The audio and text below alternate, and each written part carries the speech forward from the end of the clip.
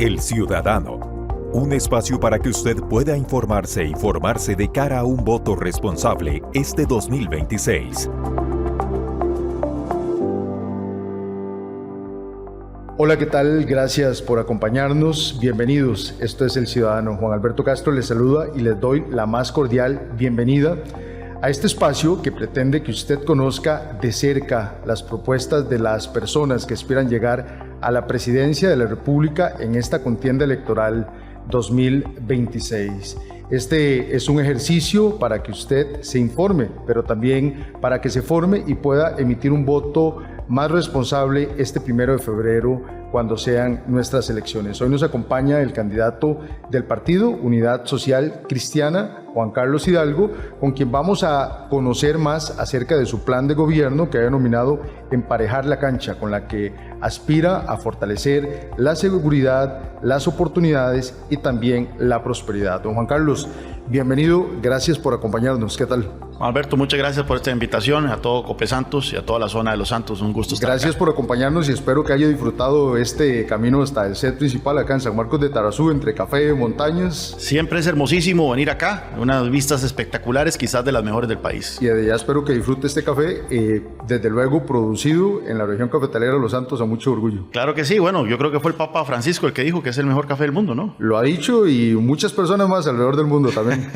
Bueno, uno más acá. Que lo disfrute. Don Juan Carlos, para iniciar, quisiera que le podamos contar a las personas que nos están viendo quién es Juan Carlos Hidalgo, más allá de esa figura política que lo hemos visto muy activo en los últimos meses, precisamente en esta contienda electoral, y desde luego que ya lo conocían en otras de sus facetas políticas. Bueno, soy hijo de la zona rural también, soy sancarleño, un cantón que también, al igual que esta zona de Los Santos, tiene una fuerte presencia del cooperativismo, ¿verdad?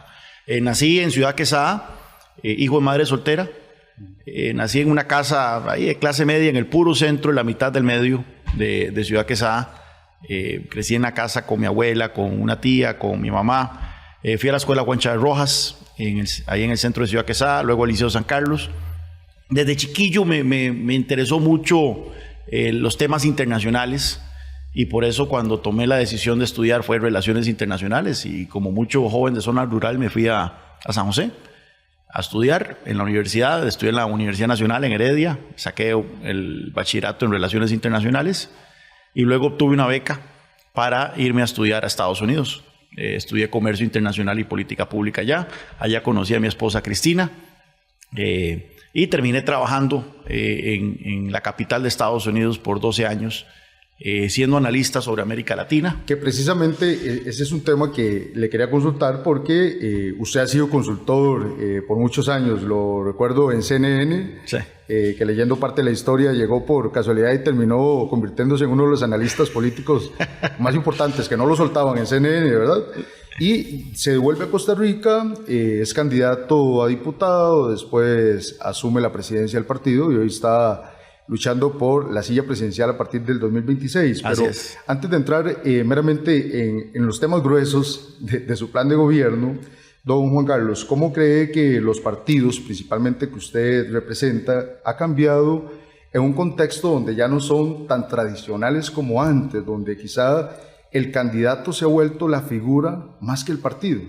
Bueno, imagínense, si yo fuera candidato del partido Unidad Social Cristiana ya por 1994, ya yo tendría garantizado el 46% del voto, más o menos. ¿Qué sabrosura sería eso?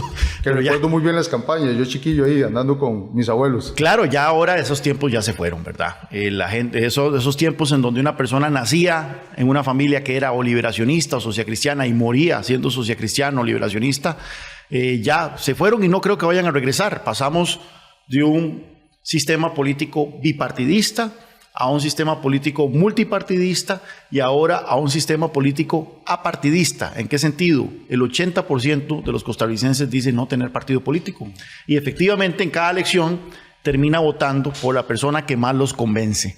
Yo creo que un partido histórico como la Unidad Social Cristiana tiene que adaptarse a los tiempos. No podemos seguir haciendo campañas tradicionales, no podemos seguir hablando de los grandes triunfos históricos del partido, aunque nos enorgullecemos de ellos. ¿Y cómo está cambiando ese chip para conectar con esas audiencias? Pero precisamente, ahora necesitamos hacer una campaña en donde simplemente tenemos que ser los mejores, punto. No hay otra alternativa. Hay que tener el mejor plan de gobierno, hay que tener el mejor equipo, tenemos que tener los mejores candidatos a diputado y sí, tenemos que tener el mejor candidato presidencial. Y lo que vemos es que, por ejemplo, según las encuestas, hay un 50 y tanto % de los costarricenses que están indecisos y es muy probable que lleguemos a enero y sigan indecisos, esperando los debates, esperando las últimas apariciones públicas de los candidatos para tomar una decisión a pocas horas del 1 de febrero. Y que de su partido, leyendo el plan de trabajo previo a esta entrevista, han apostado a decirle a los ciudadanos, bueno, vamos a emparejar la cancha para darles más seguridad, más prosperidad y más oportunidades, que son los pilares fundamentales que logré extraer. Así es, para mí el gran reto que tiene Costa Rica para la próxima década es emparejar la cancha. ¿Qué significa emparejar la cancha? En Costa Rica se han venido abriendo brechas importantes y eso significa que mucha gente se ha venido quedando atrás. Brechas territoriales y regionales. Tenemos un índice de pobreza en las costas que es el doble que la pobreza que tenemos en el gran área metropolitana. Brechas entre hombres y mujeres. La participación de los hombres en la fuerza laboral es significativamente mayor que la participación de las mujeres. Brechas en temas de educación. Las personas que lograron terminar sus estudios secundarios y fueron a la universidad tienen muchísimas más oportunidades de salir adelante con buenos trabajos que aquellos que no pudieron terminar sus estudios. Y bueno, esto ha hecho que Costa Rica de repente se encuentre entre los países más desiguales del mundo. Y esto no es gratuito, o sea, esto tiene consecuencias políticas, tiene consecuencias sociales, tiene consecuencias económicas y por eso requiere de un conjunto de políticas que es lo que nosotros estamos presentando en este plan de gobierno, un plan de gobierno que trabajamos por año y medio, tendientes a emparejar la cancha, es decir, crear igualdad de oportunidades y aquellas personas que se han ido quedando rezagadas, sacarlas adelante. No significa traerse esto abajo, eso no es la filosofía del Partido Unidad Social Cristiana, pero sí darles condiciones a las personas de tal forma que el éxito de una persona, la prosperidad de una persona y sus familias no dependa de qué parte del país nació o en qué región del país vive. Don Juan Carlos, y si llevamos ese concepto de prosperidad de las personas, pero a otro sector importante de la economía costarricense, que es el de las cooperativas, déjeme decirle que existe una preocupación de este movimiento de la economía social solidaria de que se le impongan cargas fiscales, que lejos de estimularlos, creen que eso más bien podría comprometer de alguna manera el desarrollo. Dentro de esta propuesta que usted plantea en su plan de gobierno, ¿existe alguna iniciativa para seguir fortaleciendo el cooperativismo? ¿Está dentro de su plan seguir gravando con impuestos a las cooperativas? No estamos contemplando ningún gravamen adicional a las cooperativas. Las cooperativas ya pagan las cargas parafiscales y meterles impuesto por encima de las cargas parafiscales sería básicamente asfixiar el modelo cooperativo. ¿Qué podría esperar el Movimiento Cooperativo Nacional de su gobierno? Bueno, el modelo cooperativo en los distintos ámbitos en los que se mueve, en el financiero, en el energético, en el de producción agrícola, etcétera, van a tener un gobierno que va a ser siempre amigo, un gobierno que siempre busca aligerar cargas, facilitar los procesos, facilitar la generación de riqueza, reducir costos. Esa va a ser siempre el énfasis de nosotros. El modelo cooperativo sirve una función social fundamental en estas partes del país, en zonas como la región de Los Santos, en la zona de San Carlos, la región zona sur, y por eso creo yo que es un elemento social que es un aliado en esta agenda de emparejar la cancha, ¿verdad? Porque es donde tiene prevalencia, donde más necesitamos que haya ese modelo asociativo que representan las cooperativas o los movimientos solidaristas, por ejemplo.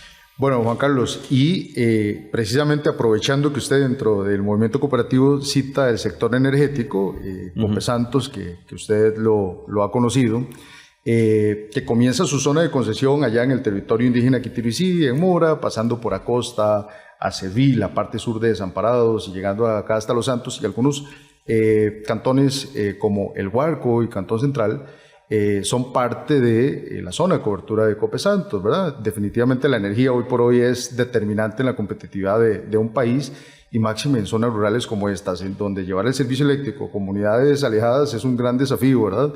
Si lo analizamos en función de la densidad poblacional que hay por cada kilómetro de línea. Usted en varios espacios ha mencionado la apertura del mercado eléctrico. Entenderá que para nuestros asociados eso es muy importante. ¿Cómo explicar esa visión que tiene don Juan Carlos de la apertura del mercado eléctrico, de modo que, por un lado, logremos un equilibrio, ¿verdad? Que sigamos potenciando cooperativas como Copesantos, como Cope Guanacaste, Copelesca, Copa Alfaro Ruiz, pero sin afectar el bolsillo de los costarricenses? Exacto. ¿Por qué queremos nosotros abrir el mercado eléctrico? Porque queremos bajar el precio de la luz de la gente. Y queremos garantizar que la gente tenga una conexión eléctrica estable, segura, y que no esté en riesgo de apagones o de racionamientos eléctricos a futuro.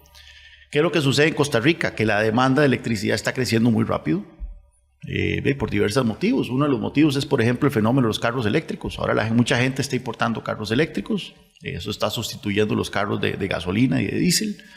Y entonces esto está haciendo que haya un aumento en el consumo de electricidad, también más empresas, más inversión extranjera, etcétera, etcétera. El problema es que la generación no está creciendo al mismo ritmo que la demanda.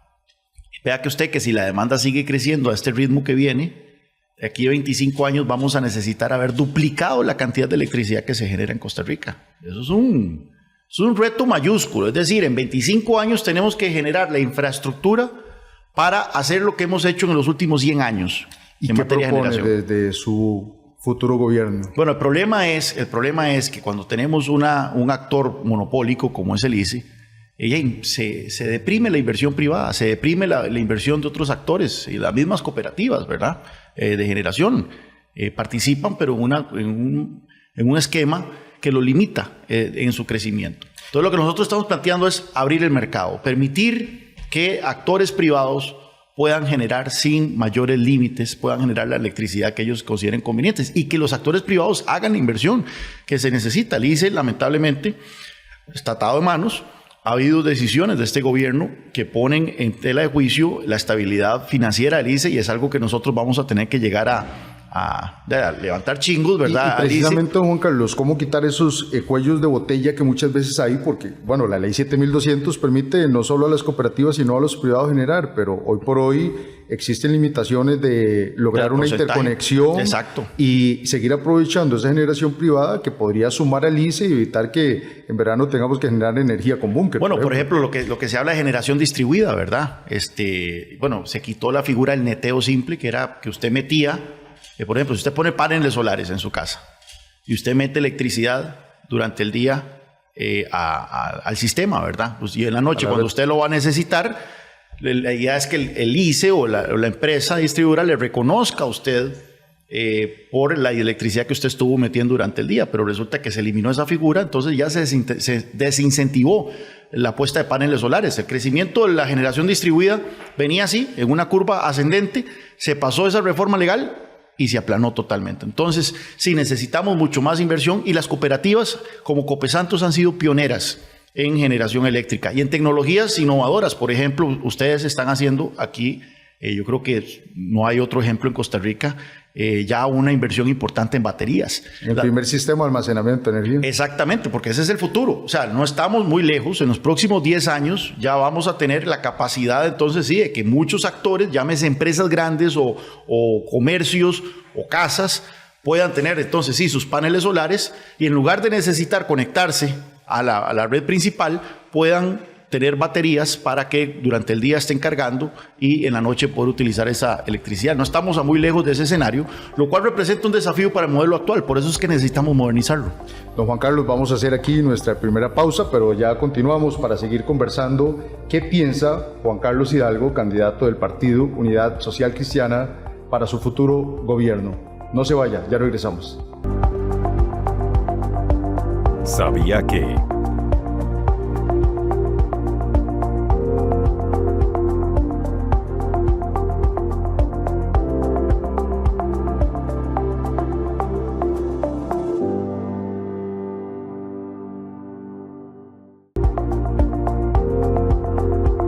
Estamos de vuelta con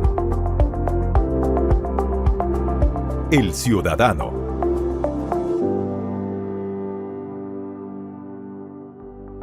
Gracias por continuar con nosotros. Esto es El Ciudadano. Estamos conversando hoy con Juan Carlos Hidalgo, candidato del Partido Unidad Social Cristiana. Después de una conversación sobre cómo emparejar la cancha, don Juan Carlos, me gustaría conocer cuál es su propuesta en términos de infraestructura, cómo poder lograr esa relación entre el MOP, las municipalidades, entendiendo de que de esta articulación va a depender tener una infraestructura vial en estas comunidades rurales óptimas, porque ello depende no solo la economía, sino que acceso a la educación, acceso a la salud. Y nosotros tenemos también zonas muy bellas, don Juan Carlos, y escuchando otros espacios en los que usted ha tenido la oportunidad de intervenir, ha apostado mucho también al turismo rural. Por ejemplo, zonas como Acosta, zonas como San Gerardo de Dota, entre otras, en esta zona de Copesantos, son una gran oportunidad para potenciar el desarrollo rural, pero dependemos de tener una infraestructura óptima. ¿Qué visualiza en ese apartado? Vea, yo siempre he dicho una cosa. Si usted lee la historia de Costa Rica, desde que se empezó a construir infraestructura en este país, llámese ferrocarril al Atlántico y después la Ruta 32, etc.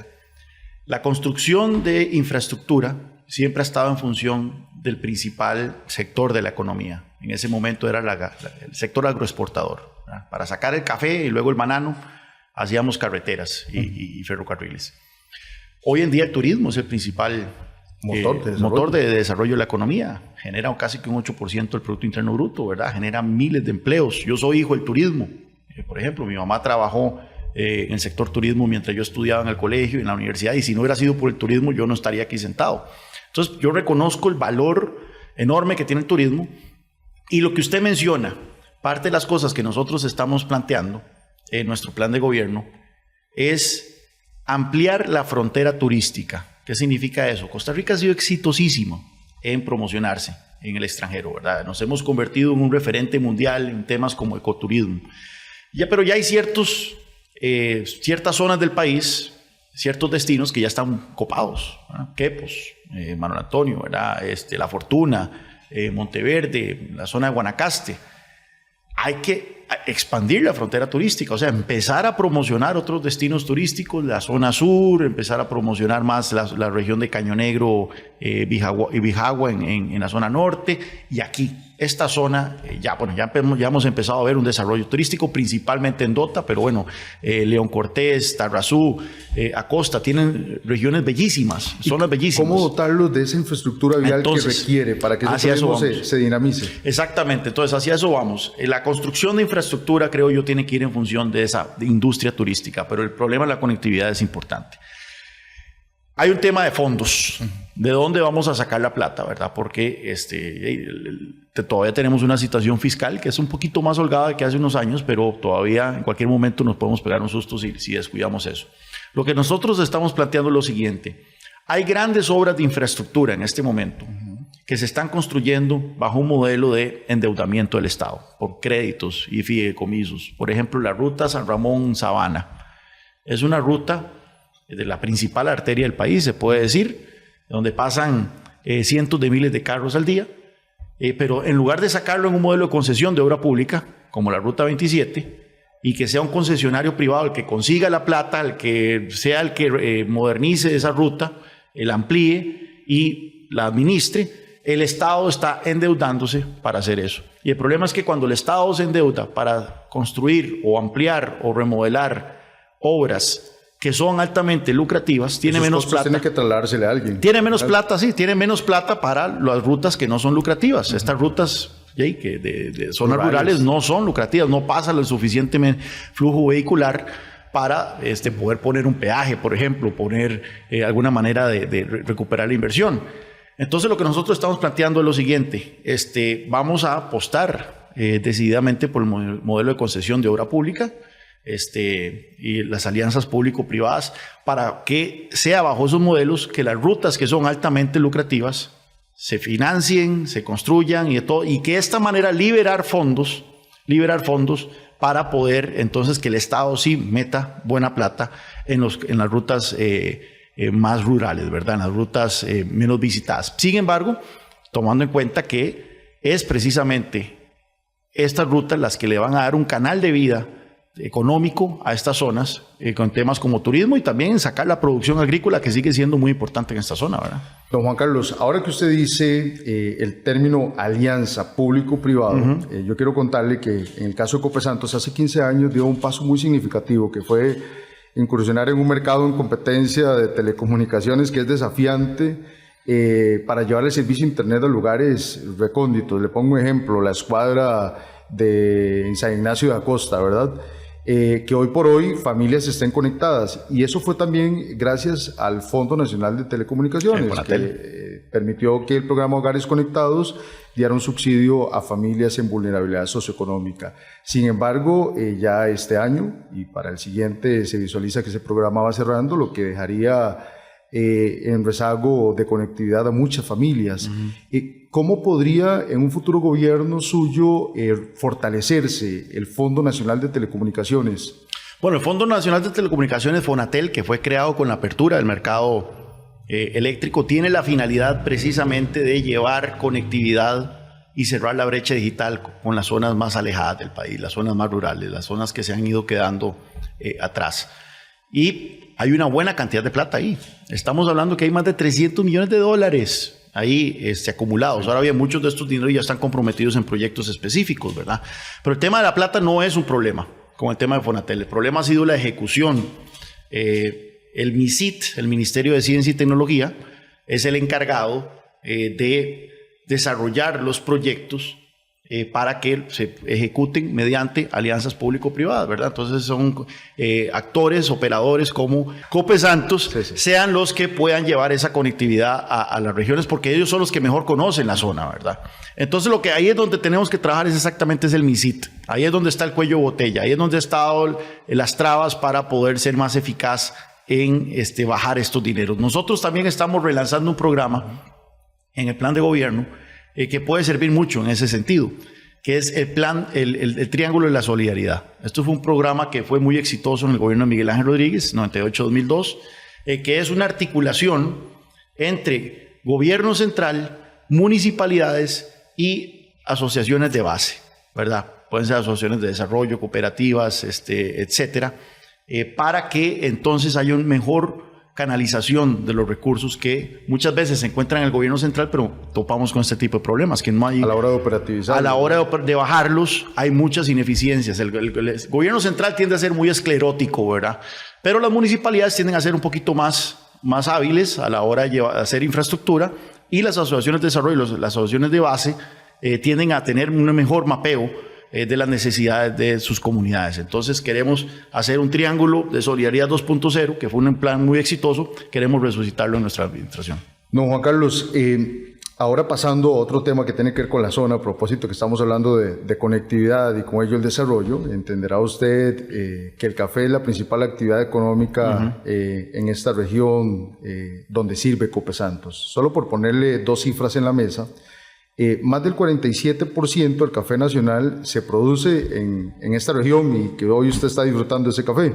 Y de las más de 25,000 familias que se dedican a esta actividad productiva agrícola en Costa Rica, la mayoría están aquí en Costa Rica, pero están pasando por dos situaciones cruciales que necesitan también respuesta a quienes aspiran a gobernarles. Una es que los cafetales tienen que renovarse. ¿Qué sucede? Que el cambio climatológico les ha afectado, por otro lado, las plagas. Ellos tienen que renovar cafetales, y para ello, ¿qué se requiere? Bueno, acceder a un crédito. Entonces, requieren de accesos a créditos más blandos. ¿Qué pueden esperar ellos? Y por otro lado, está el tema del tipo de cambio del dólar. Entonces, por cada dólar de café que exportamos, ingresan menos colones. Entonces, a nivel de política monetaria, ¿cuál es la visión de su propuesta, país? Empiezo con eso último. Efectivamente, el tema del tipo de cambio ha venido a golpear durísimo al turismo, al sector agroexportador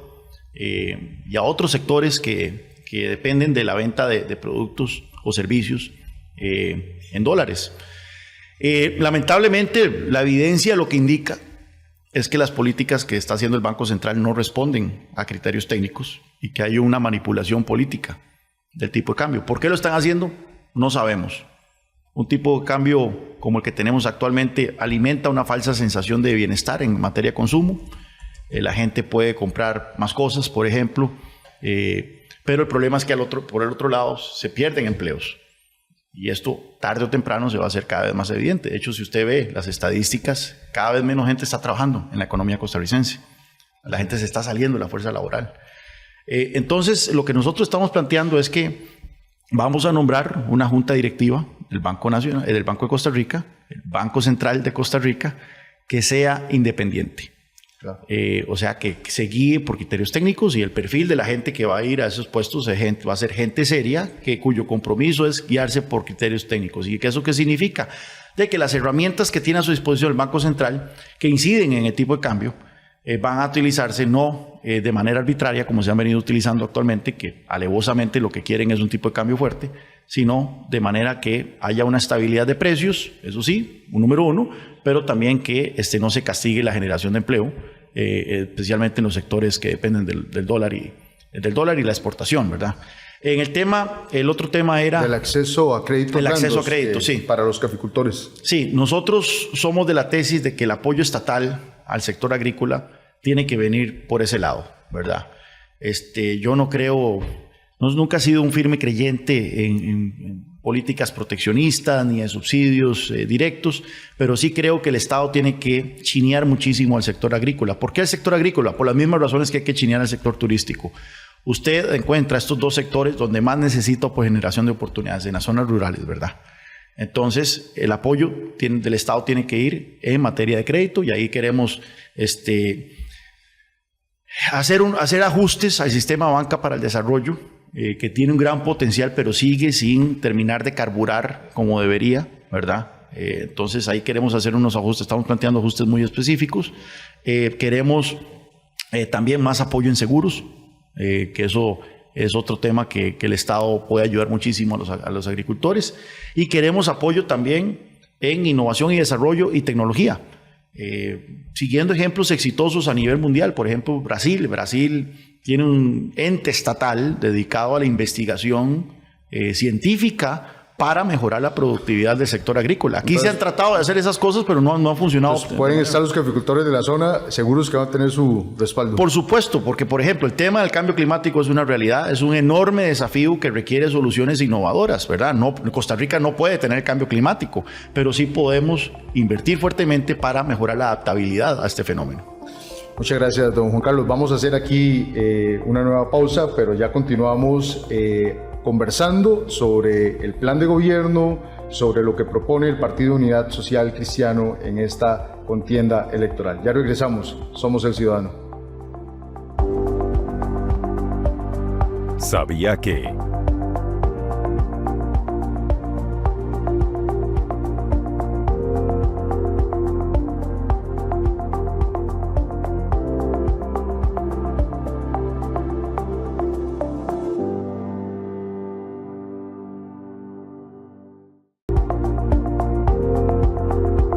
Estamos de vuelta con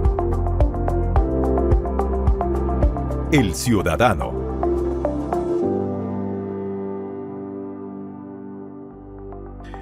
Gracias, continuamos con El Ciudadano. Estamos conversando con Juan Carlos Hidalgo, candidato del Partido Unidad Social Cristiana, sobre el plan de gobierno Emparejando la Cancha, que se basa en aspectos de seguridad, oportunidades y prosperidad.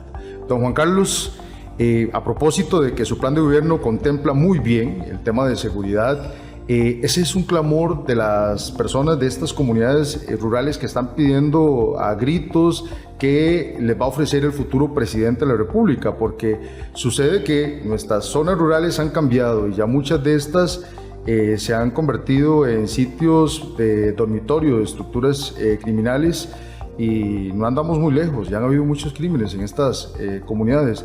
¿Cómo va a fortalecer usted el tema de la seguridad que está quejando a las comunidades rurales más allá del gran área metropolitana? Mira, qué tirada. El país se nos está yendo las manos. El otro día vi una noticia de que hubo un tiroteo frente a una escuela en Juan Viñas, de Cartago, en Jiménez. Imagínese usted.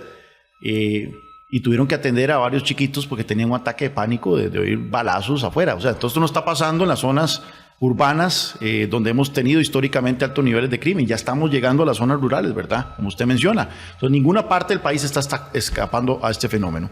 Nos hemos convertido en el segundo país más violento de Centroamérica. Solo Honduras tiene una tasa de homicidios más alta que Costa Rica. Entonces, tenemos que actuar contundentemente en los próximos 4 años para frenar esto. Si no lo frenamos, el país se nos puede ir de las manos. Entonces, ¿cómo resolverlo? Efectivamente, tenemos que hacer una inversión importantísima en seguridad, importantísima. Nosotros estamos planteando aumentar a 20,000 la cantidad de efectivos que tiene la fuerza pública. Actualmente anda como en 13,500. Entonces necesitamos más policías en las calles. El otro día, hace unos meses, estaba yo en el Palenque Tonjibi, en Guatuso, y le pregunté al cacique del territorio qué es lo que más querían, o sea, cuál es la principal necesidad del territorio. Yo estaba esperando que me hablara de escuelas o de BAIS, etcétera. Me dijo, no, queremos una delegación policial porque el crimen organizado está penetrando esta parte del país, estas comunidades. Entonces, necesitamos más presencia policial. La cantidad de policías que tenemos en Costa Rica ha permanecido relativamente estable en los últimos 10 años y esto no está acorde a la amenaza de seguridad que tenemos. Necesitamos equipar a estos cuerpos policiales porque de nada nos sirve o poco nos sirve tener más policías, pero con patrullas hechas leña, con estas comandancias que se están cayendo a pedazos, como muchas veces ocurre. Es lamentable visitar algunas comandancias de este país y ver el estado deplorable en el cual se encuentran. Entonces necesitamos hacer una inversión fuertísima en eso. Nosotros estamos planteando crear un fondo de seguridad nacional a partir de la venta de un activo del Estado. Y ahí es donde sí podemos tener una discusión un poco más complicada, porque yo sé que la gente, el tema de la venta de activos genera alguna resistencia, pero como país, Juan Alberto, tenemos que tener esa discusión. Se nos está quemando la casa y no tenemos plata. Entonces, a dónde vamos a sacar recursos para hacerle frente a este desafío? Banco de Costa Rica es un activo que viene perdiendo valor a través de los años. Hoy vale menos de lo que valía hace 20 años. Nosotros lo que queremos es venderlo, hacer un fideicomiso y a partir de ese fideicomiso empezar a financiar el equipamiento, la tecnología, el armamento de la fuerza pública, del servicio de vigilancia aérea y, muy importante, el tema de la Guardia Costera, el servicio guardacostas, que este gobierno desmanteló, y es por eso que la droga está entrando a raudales a este país, 500 toneladas al año, según Estados Unidos. Los últimos datos que se han reportado. Entonces, estamos inundados de cocaína. Esta cocaína no se queda aquí, ¿verdad? Un poquito se queda aquí porque hay un mercado ya consolidado, especialmente en las zonas turísticas, en las playas, pero la enorme mayoría de la cocaína se está yendo a Europa. ¿Por qué Europa? Porque el consumo de cocaína se ha disparado en Europa. Entonces, otra cosa que estamos planteando nosotros es traer una fuerza policial europea en Puerto Moín para que sean los europeos los que se garanticen que las exportaciones nuestras, las exportaciones agrícolas de café, banano, piña, etcétera, no sean contaminadas con cocaína. Si nosotros logramos cerrar el tubo, que lo tenemos abierto, ¿verdad? Ahí en Puerto Moín, con ayuda de los europeos, claro, estos carteles van a decir, mira, ahora para exportar cocaína a Europa vamos a tener que irnos a otro país, porque ya Costa Rica se nos complicó. Y esto va a reducir significativamente la penetración del crimen organizado en nuestro país. Don Juan Carlos, otro tema, siempre desmenuzando ese plan de gobierno que usted plantea, es el tema de salud. ¿Qué pueden esperar los ciudadanos en términos de disminución de listas de espera, en términos de infraestructura, para poder descongestionar los hospitales centrales, el de Cartago, Hospital San Juan de Dios, Calderón Guardia? Sí, ahí tenemos un tema que es lucha frontal y absoluta contra las listas de espera. Juan Alberto, ¿usted sabía que hoy van a morir 8 personas esperando un tratamiento en la Caja Costarricense de Seguro Social? Una cifra muy lamentable. Mañana también. Se está quejando a los ciudadanos. Pasado mañana también. 8 personas al día están muriendo en listas de espera. Si nosotros nos quejamos de los niveles de criminalidad y de violencia, bueno, mucho más gente está muriendo en las listas de espera de la Caja que lo que está muriendo siendo abatida por el crimen organizado. Ahí tenemos que fortalecer el primer nivel de atención, la capacidad resolutiva. ¿Cómo fortalecer esos EBAIS que están en esa primera línea de atención? Bueno, necesitamos más EBAIS. No solo necesitamos fortalecer los que ya están, sino que necesitamos muchos más. Hay un modelo de gestión que ha sido exitoso, pero que enfrenta resistencia por parte de fuerzas internas dentro de la Caja y también gente afuera que no les gusta este modelo de alianzas público-privadas.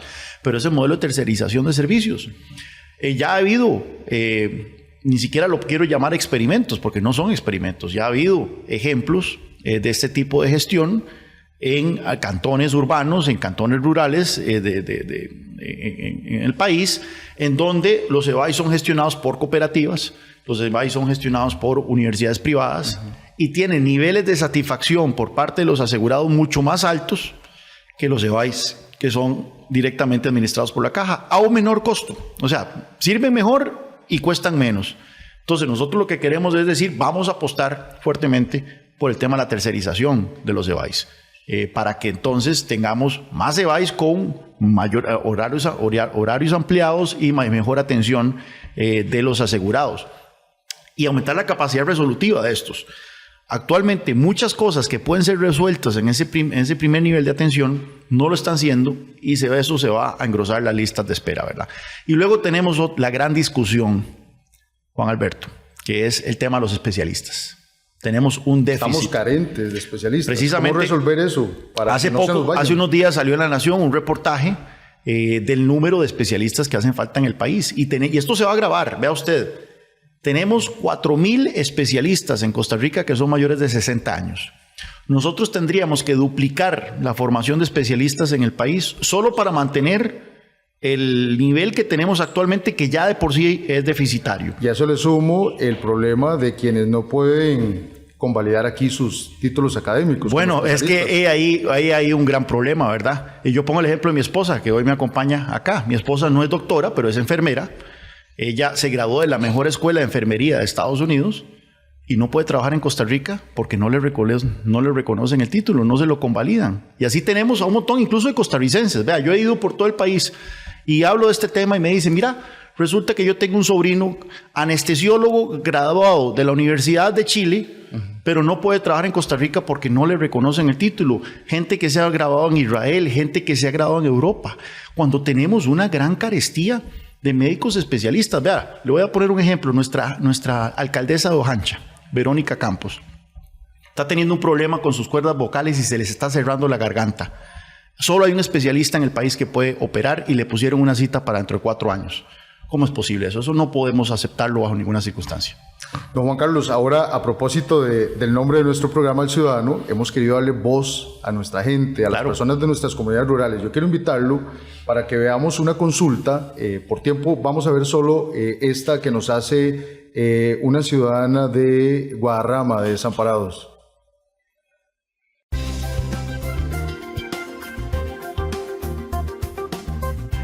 Mi nombre es Doris Valle Rivera, de Guadarrama, Desamparados. Mi pregunta es para el próximo presidente o presidenta de la República es ¿qué nos ofrece a los adultos mayores?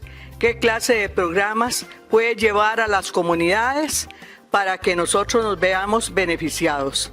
Esa es mi pregunta. Muchas gracias. Doña Doris da en el clavo. Doña Doris da en el clavo porque Costa Rica se está envejeciendo. Vea usted, Juan Alberto, una pirámide que está nunca llegaremos a tener al ciudadano 6 millones. Usted habla aquí del ciudadano, nunca habrá un costarricense 6 millones. Vamos a quedarnos en 5,5, 5 y después empezamos a bajar, ¿verdad? Y esto va a hacer que entonces la población envejezca y ponga más presión sobre servicios sociales, servicios de salud, el sistema de pensiones, etcétera. Nosotros lo que estamos planteando es reconfigurar el gasto social de Costa Rica, y eso es uno de los pilares de nuestro plan de gobierno, reconfigurarlo alrededor del tema del cuidado. Tenemos que volcar el aparato social costarricense para ayudar a las mujeres con el tema del cuidado infantil, que es un gran desafío que tenemos, pero también generar esquemas de cuidado para adultos mayores, porque estamos enfrentando una situación donde muchas mujeres no pueden incorporarse a la fuerza laboral, no pueden ir a trabajar, porque tienen que cuidar a un niño en sus casas, pero cada vez más adultos mayores o personas con discapacidad. Entonces, vamos a generar programas de cuidado para adultos mayores, cuidado diario, fortalecer esos programas, y también queremos trabajar con las municipalidades. Ha habido programas exitosos en Europa de certificación de comunidades que son amigables para el adulto mayor. Nosotros queremos seguir esos ejemplos de tal forma que a través del gobierno central, pero con el trabajo conjunto de las municipalidades, podamos ir haciendo intervenciones que hagan que la vida del adulto mayor en sus comunidades sea más llevadera, sea más sostenible y se sientan más representados. Señor Hidalgo, ya se nos va acabando el tiempo, pero no quisiera dejar esta consulta. Tenemos una ley en educación que está obsoleta, con más de 70 años. ¿Qué reformas se necesita para llevarlo de acuerdo a las tendencias que se necesitan en materia de educación y también a las exigencias de mercado? Necesitamos dignificar la labor del educador costarricense. El educador costarricense está viviendo una gran crisis, se le han cargado muchas responsabilidades administrativas, burocráticas, no se le da acompañamiento en capacitación y formación, ha perdido la autoridad dentro del salón de clases. Nosotros queremos una reforma educativa importante y este va a ser uno de los principales proyectos que voy a mandar a la Asamblea Legislativa para quitarle cargas al educador, cargas burocráticas, para enfocarlo a él en su labor, que es la enseñanza, darle capacitación y formación y también generar un sistema robusto, independiente de evaluación no solo de los estudiantes, sino también de los educadores, de tal forma que podamos determinar e identificar dónde están las fallas del sistema a la hora de que se da enseñanza y podamos corregirlas. Don Juan Carlos, ya para terminar, Copesantos, como le contaba desde el inicio, atiende diariamente a más de 200,000 personas de estas comunidades rurales. ¿Cuál es su mensaje esperanzador para este grupo de ciudadanos? Bueno, esta es una región con muchísimo potencial y muchísimos desafíos. Nosotros queremos trabajar fuertemente para emparejar la cancha a la gente de la región de Los Santos. Ustedes son un ejemplo en muchos temas en cuanto a la producción agrícola, la producción cafetera, el mejor café del mundo lo tenemos aquí en la zona. También en políticas innovadoras, tecnológicas como la generación eléctrica y demás. Queremos trabajar de lleno para traer oportunidades y prosperidad a esta región tan bella del país. Don Juan Carlos, muchísimas gracias por habernos acompañado hoy. Un gusto haber conversado sobre estas iniciativas, sobre todo para que los ciudadanos que nos están viendo puedan conocer de cerca las propuestas que usted tiene para seguir emparejando la cancha en seguridad, en prosperidad y en oportunidades para los ciudadanos. Así es, muchas gracias, Juan Alberto. A ustedes que nos acompañaron, muchísimas gracias. Le esperamos en un nuevo capítulo para que usted siga conociendo de cerca qué piensan las personas que aspiran llegar a la presidencia de la República a partir del 2026. En Copesantos nos interesa que usted no solamente se informe, se forme, conozca para que emita un voto más informado. Muchas gracias. El Ciudadano, una iniciativa de Copesantos para acompañarle hacia las elecciones 2026, porque la democracia se fortalece con una ciudadanía informada.